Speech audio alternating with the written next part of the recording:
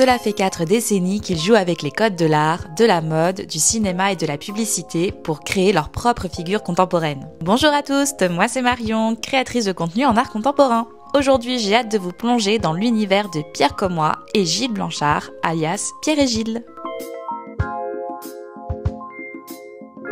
Ce duo d'artistes mondialement connus façonne à 4 mains depuis leur rencontre en 1976 une œuvre immédiatement reconnaissable et infiniment riche, un art du portrait où chaque visage devient icône et chaque décor une mise en scène théâtrale convoquant l'histoire de l'art et déployant une esthétique kitsch assumée entre pop, sensuel et mythologie queer qui célèbre autant qu'elle questionne. Cet univers coloré, baroque et foisonnant évoque d'abord la fête, le glamour ou le rêve, mais il serait réducteur de s'en tenir à cette seule interprétation. Car si leurs images séduisent par leur beauté éclatante, elles révèlent aussi une part d'ambiguïté, de mélancolie et même parfois de trouble. Ici, la mer s'élève bien au-delà d'un simple décor, irriguant depuis leur enfance l'imaginaire profond de ces deux artistes. Pierre est né à La Roche-sur-Yon, Gilles au Havre, deux villes proches de la mer. Cette proximité trouve tout son sens à Deauville, autre ville côtière où ils exposent aujourd'hui. Leur lien avec la ville s'est renforcé en 2022 quand les franciscaines ont acquis Philomène grâce à l'association des Amis des franciscaines.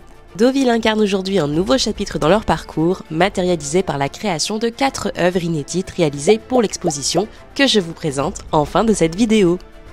Jusqu'au 4 janvier 2026, aux Franciscaines de Deauville, près de 70 œuvres sont réunies pour une exposition inédite intitulée Monde marin. Comme un clin d'œil à leur lien avec la région, Gilles porte une affection particulière à la bière Paillette. Non, ceci n'est pas un placement de produit, une bière brassée à Deauville et qui s'impose comme une égérie dans leur univers. C'était ma boisson fave. Là, il y avait la bouteille de bière Paillette sur la table, tout lourd. Autoportrait 78.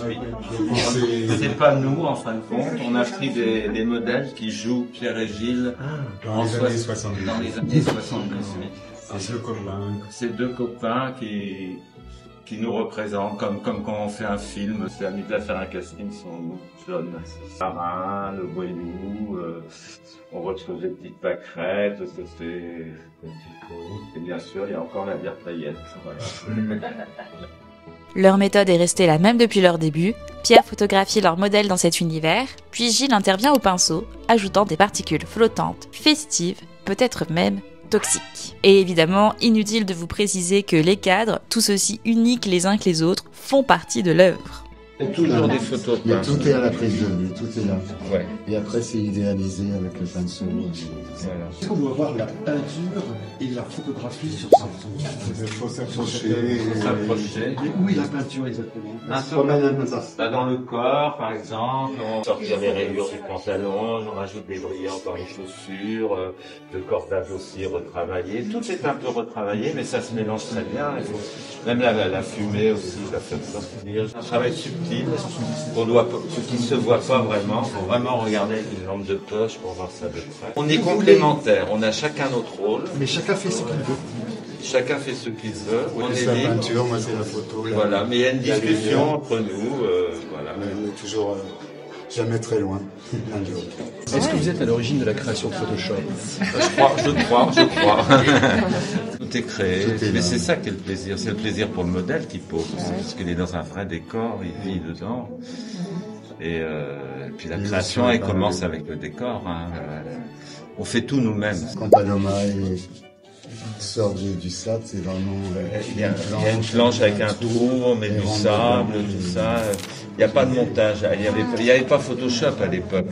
Une photo égale un décor ou des décors sont réutilisés sur d'autres? Certains éléments peuvent ressortir. Les éléments peuvent revenir, mais à chaque fois c'est une nouvelle composition.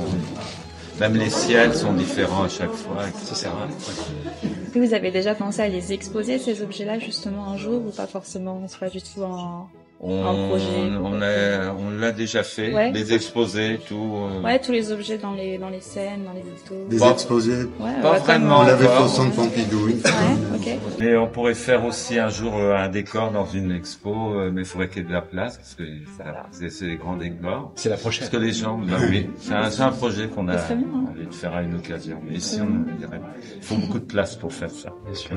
Pierre et Gilles sont très inspirés par l'histoire de l'art, notamment par l'art du portrait de Velázquez, Ingres ou Van Eyck. Ils revisitent avec audace et provocation les codes classiques et prêtent scrupuleusement attention aux expressions, costumes et postures, mêlant tradition baroque, rococo et renaissance à une mise en scène flamboyante et à un souci méticuleux du détail. Je les reprends 2 fois aussi, je les laisse reposer, et puis je les revois. C'est un peu maniaque. C'est très précis, il faut vraiment que la main soit bien placée, le doigt. Et il faut, en même temps, le visage faut aussi trouver un naturel. Tout ça, un travail assez difficile pour les modèles. Mais ce mélange de photographie et peinture ne faisait pas l'unanimité à leur début, bien au contraire. La chose qui est énormément dans les années 70 de peindre sur des photos, les gens disaient ça ne peut pas être là, c'est pas mettre ça dans des galeries, les gens disaient mais c'est bâtard, il y avait la photographie Douaneau, magnifique d'ailleurs, mais il y avait une idée de la photographie, déjà c'était par exemple. C'est Cindy Sherman qui a fait changer les choses en apportant la couleur. La mise en scène et les choses vont évoluer petit à petit. Étant une grande fan de Madonna, j'adore aussi admirer ces icônes religieuses entre le sacré et le profane, dues à la réinterprétation sensuelle et d'une érotisation subtile de ces saints, martyrs et madones, déjouant toute austérité. La figure de Saint Sébastien, devenue au fil du temps une icône homo-érotique, il n'est pas étonnant qu'elle apparaisse ici. Derrière chaque portrait, une rencontre. La légende s'est construite ainsi. Jean-Paul Gaultier, Étienne Dao, Isabelle Huppert, Kylie Minogue, tous te sont passés par l'objectif du duo. On aime bien qu'il y ait des vraies rencontres, que les choses se passent naturellement. En ce moment, ça arrive sur Instagram. Oui, Isabelle Huppert, c'était un dîner où elle était là, on a parlé de Marina Foy, c'était à la salle de sport. Ça dépend, hein. C'est toujours des endroits différents. Ces mises en scène extraordinaires sont des décors assemblés dans leur atelier maison. Beaucoup de choses sont ramassées, tous les cordages, tous les détritus qu'on voit dans les images ont été ramassés sur la plage après la tempête. C'est des vraies choses qu'on a ramassées. C'est un monde rêvé, un monde sous-marin. Il y a des traces de la pollution. Un geste écologique discret mais essentiel, alors que chaque année, environ 4,8 à 12,7 millions de tonnes de plastique se retrouvent dans les océans, et selon la fondation Ellen MacArthur, les océans pourraient contenir plus de plastique que de poissons d'ici 2050. À première vue, leurs œuvres n'alertent pas explicitement sur l'écologie, on est loin du manifeste ou du documentaire. L'œuvre est une ode à la beauté fragile. Cette sensibilité a valu à l'exposition le label La Mer en commun, décerné au projet inscrit dans l'année de la mer 2025. Cette initiative vise à maritimiser les esprits, mieux faire connaître les enjeux maritimes, susciter l'amour pour l'univers marin et encourager l'action pour l'océan. Derrière les paillettes et les dorures, l'œuvre de Pierre et Gilles est traversée par une mélancolie sourde, presque funéraire. Tout semble suspendu dans une éternité de douleurs douces. Leurs œuvres deviennent alors des ex-voto contemporains, des reliques offertes à celles et ceux qu'ils ont aimés, perdus ou rêvés. Ça, c'est Jean-Marie. Je crois que c'est sa dernière photo. C'est la dernière photo qu'il a fait. La tempête, Shakespeare disait au metteur en scène, je suis en train de mourir. Et il y a mon affiche qui me représente en train de mourir aussi. Cette dimension atteint une intensité poignante dans la série des naufragés des années 80, en pleine crise du sida. La mer y devient un tombeau liquide où reposent les corps naufragés. Ils évoquent dans une métaphore visuelle puissante les amis disparus, les amours fauchés, les absents irrémédiables. Dans les rouges comme le sang, et ces garçons. Beau et tout, on a perdu beaucoup d'amis à l'époque-là. On l'a dit avec beaucoup de gentilité, de douceur. Il y a les pleureux qui sont là. Et ça a été un moment difficile pour nous, cette époque. C'était plusieurs années très difficiles. Dans cette constellation d'images, le kitsch n'est pas une posture, mais une stratégie queer, une manière d'exprimer l'ambiguïté, l'excès, la vulnérabilité, la beauté dans la douleur. À travers cette esthétique saturée, Pierre et Gilles opposent à la violence du monde une réponse douce, une forme de résistance où la tendresse devient politique. Comme je vous le disais plus tôt, 4 œuvres sont créées spécialement pour cette exposition. Être marin, visage d'ange, regard droit, béret l'intrépide vissé sur la tête, mais dans les mains, une mitraillette en plastique. Celle-là, c'est un peu aussi le marin blond des Demoiselles de Rochefort. N'oublie pas qu'un marin, c'est aussi un militaire. Un militaire, donc on a mis une arme. Bleuet de France, portrait androgyne en hommage aux soldats oubliés, des cerisiers en fleurs y côtoient des larmes et des taches rouges comme autant de blessures. Margot Martin, la modèle, incarne ici la mémoire collective avec une douceur tragique.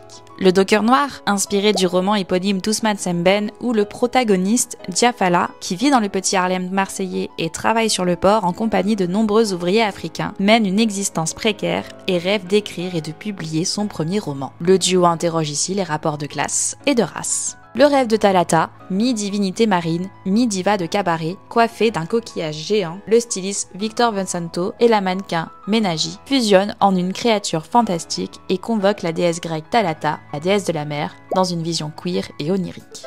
Pour conclure, les franciscaines ont une très belle programmation autour de cette exposition. Bal de Neptune le 23 août à 19h30, la baronne de Paname et sa troupe de 40 danseurs et musiciens. Conférence le 13 septembre, Pierre et Gilles plongés dans le monde du cinéma. Conférence d'Agnès Mirambé-Paris qui aura lieu le dimanche 16 novembre à 16h.